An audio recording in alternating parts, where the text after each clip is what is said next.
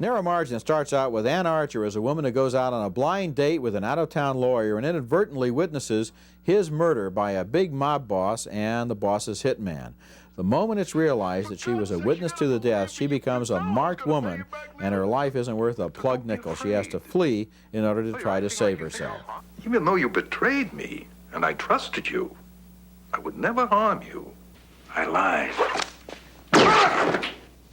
Assistant DA Gene Hackman tracks her down to her mountain hideaway and tries to convince her that he can protect her and bring her to court to testify against the murderers.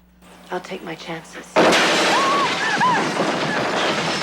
Just then, a chopper turns up. If you're wondering how a helicopter could approach a cabin in an isolated mountain valley and not be heard, that's one of the many questions you'll be asking as you see this movie, as Hackman and Archer get on a train that conveniently stops nearby so that they can be chased for the rest of the film by vicious hired killers.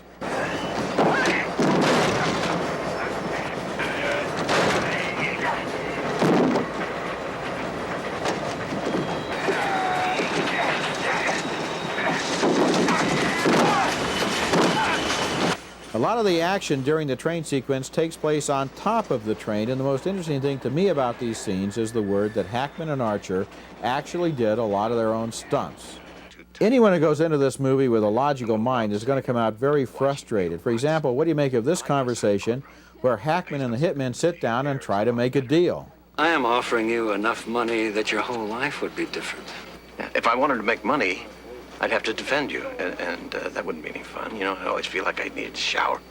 Yeah, I enjoy sitting in the courtroom, looking across as a judge passes sentence as your shirt collar starts to get a little too tight.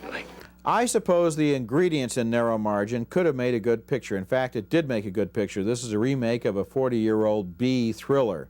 The problem with this version is that once they get onto that train, they're going up and down the corridor in all kinds of combinations where we're sitting there realizing better than the characters do what they're doing right and what they're doing wrong. I don't like thrillers where I'm smarter than the people in the movie. I give this film 1.5 stars, and I'm Roger Ebert.